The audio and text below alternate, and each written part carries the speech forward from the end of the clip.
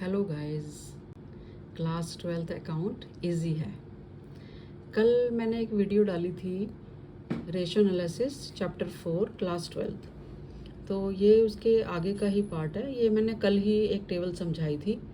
तो अगर जिस भी स्टूडेंट ने इसको पढ़ लिया है, याद कर लिया है, तो उसके लिए फिर हम आगे चलते हैं। सबसे पहले आज मैं कराने जा रही हूँ first ratio, liquidity ratio. Liquidity ratio is divided into two parts, current ratio and quick ratio. आज तो मैं फर्स्ट रेशो ही कराऊंगी एंड नेक्स्ट वीडियो में मेरी सेकंड रेशो होगी। तो फर्स्ट रेशो हम पढ़ रहे हैं लिक्विडिटी रेशो। ये टेबल मैंने फिर से एक बार दिखाने की कोशिश की है कि जिसने कल नहीं देखा है तो वो आज इसको देखकर याद कर लें। याद हो जाएगा तो सम्स बड़े इजीली हो जाएंगे। ठीक है, अब हम फर्स्ट रेशो पे आते हैं।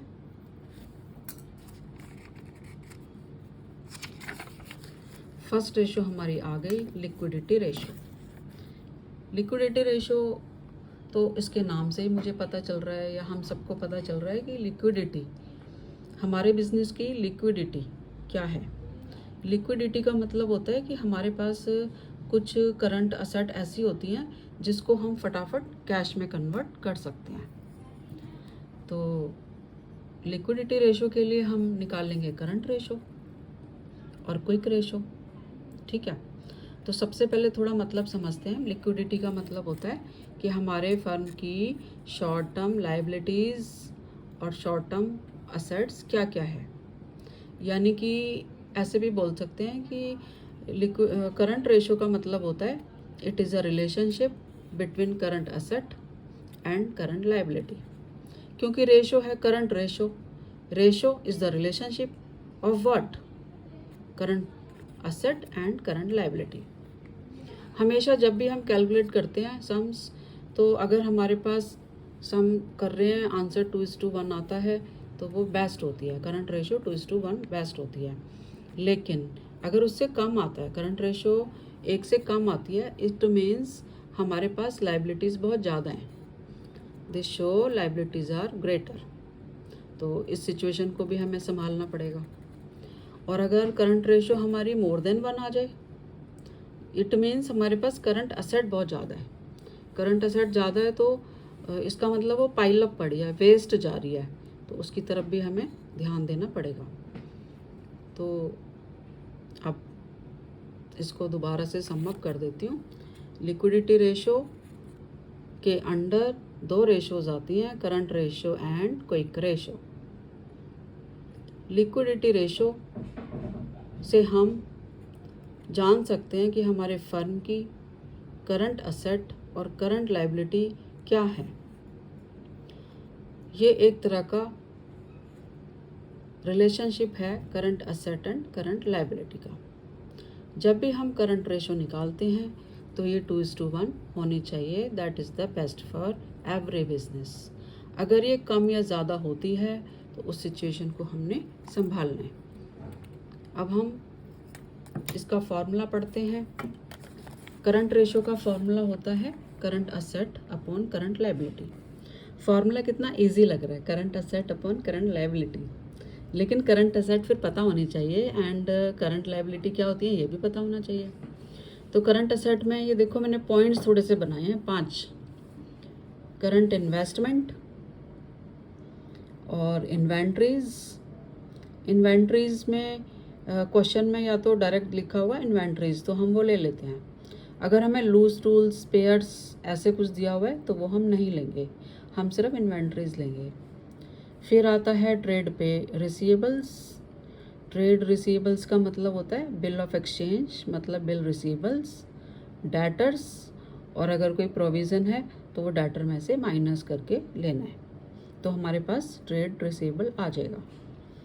फिर हम cash and cash equivalent.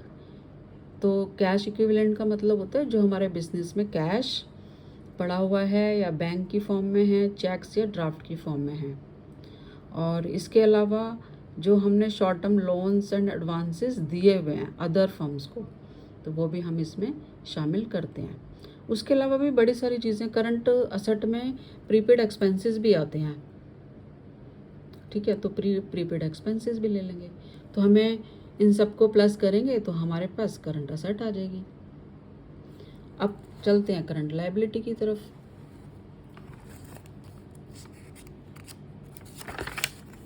Current liability, जैसे हमने करंट असेट कैलकुलेट की है वैसे ही हम करंट लायबिलिटी देखते हैं क्या होती हैं। शॉर्ट टर्म बोरोइंग्स होती हैं। शॉर्ट टर्म बोरोइंग मतलब जैसे हम किसी को लोन या एडवांसेस देते हैं शॉर्ट टर्म के लिए, हमने भी तो ले रखा है ना किसी से short term loan, short term ही लेना है। Trade payables include BP and sundry creditors, इन दोनों को मिला के बनता है, बीपी एंड सन्ड्री क्रेडिटर को मिला के बनता है ट्रेड पेबल्स। फिर है शॉर्ट टर्म प्रोविजंस, अगर दिए हुए हैं तो ले लो, क्वेश्चन में नहीं दिए हुए तो मत लो। कुछ आउटस्टैंडिंग एक्सपेंसेस होते हैं, आउटस्टैंडिंग जो भी हमने अभी तक पे नहीं करे हैं वो ड्यूज़ होते हैं, जो कि 2 महीने, 1 महीने, 3 महीने में हमने पे करने हैं, उसको हम बोलते हैं आउटस्टैंडिंग, यानी कि विद इन 6 मंथ हमने पे करने होते हैं आउटस्टैंडिंग एक्सपेंसेस। फिर है unclaimed dividend and call in advance, अगर क्वेश्चन में ये भी चीज़ें हैं तो ये ले लो, तो इन सबको ऐड करोगे तो तुम्हारे पास मिल जाएगा करंट लायबिलिटी। इसको फिर हम अपने फॉर्मूले में पुटअप कर देते हैं, current asset upon current liability, तो हमारे पास करंट रेशो आ जाएगी। अब हम इसके साथ ही लिक्विडिटी का जो सेकंड पार्ट था, क्विक रेशो मतलब एसिड टच रेशो भी बोलते हैं उसको, तो वो भी साथ के साथ देख लेते हैं क्योंकि वो इससे रिलेटेड ही है। और कुछ नहीं करना, अगर तुम्हारे पास करंट असेट दी हुई है उसमें से इन्वेंट्रीज एंड प्रीपेड माइनस कर दोगे तो क्विक असेट आ जाएगी।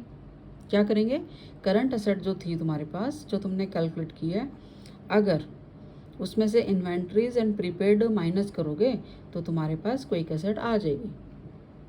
ऐसे ही लायबिलिटीज़ तो तुम्हारे पास ऑलरेडी थी, जो तुमने करंट रेशो के लिए कैलकुलेट की थी वही हम करंट लायबिलिटी ले लेंगे और अपने फॉर्मूले में पुटअप कर देंगे, quick asset upon current liability. Formula क्या है, quick asset upon current liability, और ये 1:1 बहुत अच्छी होती है। अगर इससे थोड़ा सा ऊपर नीचे जाता है तो मतलब हमने अपनी सिचुएशन को, बिजनेस की सिचुएशन को थोड़ा संभालना है। मुझे लगता है वीडियो क्लियर होगा। फिर भी कोई डाउट्स हैं तो कमेंट बॉक्स में आप लिख सकते हैं। अगली वीडियो ज़रूर देखना, ठीक है, ओके।